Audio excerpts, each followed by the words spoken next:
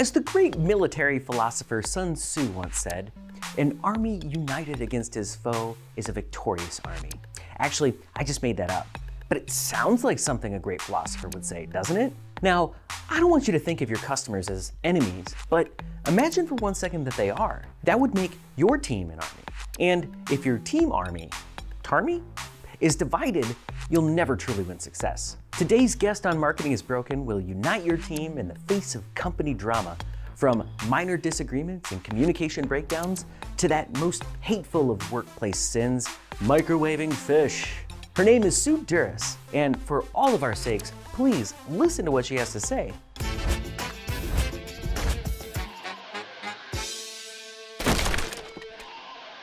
Welcome back to Marketing is Broken, the weekly marketing talk show where we solve all your biggest problems and you don't pay us or even leave a comment. And sometimes that stings, but it's not about you. Remember, Josh? Let's talk about silos. Unless you're stockpiling weapons or have a weird thing for corn, you don't need them. Every department should be working together to give your customers a great experience. After all, there's no I in team, but there is an I in silo. Just think about it. The worst thing about silos, they ain't got no freaking doors. Much like your 9 to 5, they're a dark, claustrophobia-inducing trap from which you can never escape. And depending on who just flushed, they both smell like a farm. Sometimes it takes a singular voice of reason to navigate office drama and break down the silos. Surprise, surprise, that voice belongs to your customer. Even if everyone is plugging their ears and plowing ahead with petty politicking, your customers are always going to be there to guide you. All you gotta do is listen. Today's guest is Sue Duris, Director of Marketing and Customer Experience at M4 Communications. Sue's an expert at helping teams get around their office drama and refocus on what matters most. Say it with me now, the customer. Sue will show us how using voice of customer research can help companies avoid the politics and drama that come with managing via opinion instead of fact. Because it doesn't matter what Dennis from sales thinks your customer wants, it matters what your customers actually want. When thinking about customer experience, nobody really sets out to build a company that doesn't communicate effectively. How do silos in companies happen anyway? I think that, and I've written some articles about this in the past, there are three things. I think, and as you'll see, because I'll round it back to culture. It does come cultural. Culturally, maybe that's how the company was created. There could be poisonous cultures where there's a lot of hoarding information and you end up not wanting to share information and a lot of distrust. So the walls are there. So you have a cultural, you have what I would call territorial, and then the third, habitual. And they all come back to cultural. What I mean by habitual, and I'll use startups because I think a startup has this, I don't want to call it mentality, but with a startup, there's a lot of fires that you have to put out. And we can't really do the strategy right now. We can't really do the tactical and do all this stuff.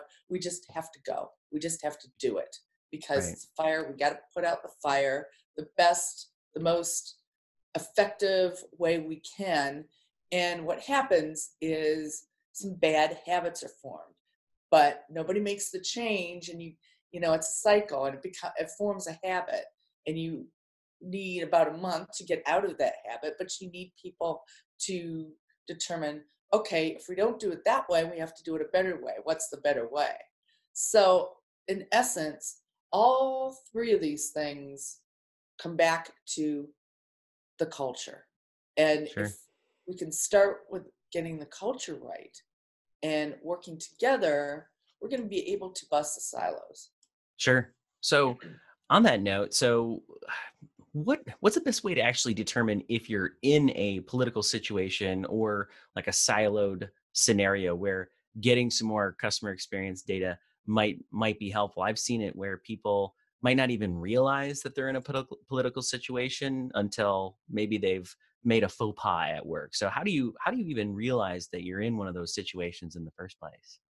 What I've found is getting to know my fellow employees, who I'm working with, what their likes, dislikes, what is motivating them, and talk the way they would talk, um, use the language that they'd use, and definitely bring in data to share the story. For sure. So you have the sales versus the marketing, and marketing is doing, it's your fault. Sales, it's your fault. Somebody like myself who spends her time working on customer experience dashboards and has the metrics. This is the story. This is what's happening with our sales, and this is what's happening with the marketing. If you lay it out in an objective way to get the emotion out, that's the bottom line with these political footballs that happen, that it's all emotion driven. If you can take that out and just talk about the facts, this is what our net promoter score is saying. It's down. These are the reasons that it's down in sales and marketing and customer experience and maybe engineering and product. We all need to work together to formulate a plan on how we can increase that net promoter score for next quarter. So just kind of using data to tell the story. And when you do it that way, you basically fuse out any type of emotion. Sure. So when you're trying to get started with something, maybe you don't have a customer experience program at a company, what roadblocks or objections should someone expect to run into when they're trying to pitch a program or a project in that area? And how can you overcome those objections? Well, the big thing is ROI, return on investment. To do any type of customer experience, well, you need an investment. And if you're talking to a CEO and you say, okay, it's going to be $50,000. It's going to be $50,000 to put this program in place. You're going to ask, what's the ROI? And with customer experience, you can have a 1 to 2 year ROI as far up to 5 or 6 years, because it's all about the mindset. You have to create that mindset. You have to change culture. You have to align each department. You need to make sure that the customer is central to the operation. All these little things take time. The CEO is looking at, okay, I can spend $50,000 on customer experience with an unknown ROI, or look at something, I can achieve my ROI in 3 months. So if you're at that place, it's the same thing of getting to know your fellow employees and getting to know those people and understanding them and talking in their language. And I know in the C-suite, data is very important. Telling those stories, what the problem was, what kind of in a case study. This is the problem. This is how we use customer experience, and this is the benefit that we actually achieved. And for me, when they say no, it's a not yet. It's not a hard no. It's a not yet. First starts culture. Then you have employees alignment.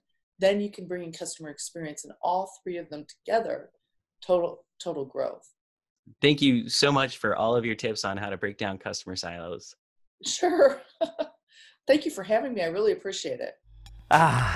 Is it just me, or did that feel like going to workplace group therapy? I can't wait to hear how this episode helps you cut the petty politicking and zero in on what really matters. Hint, it's not what you think. Hey, it's Josh from Brandish Insights. Thank you for watching Marketing is Broken. If you like this week's episode, please click below to subscribe or check out other episodes. And if your company could use more insights around your branding efforts, check out brandishinsights.com.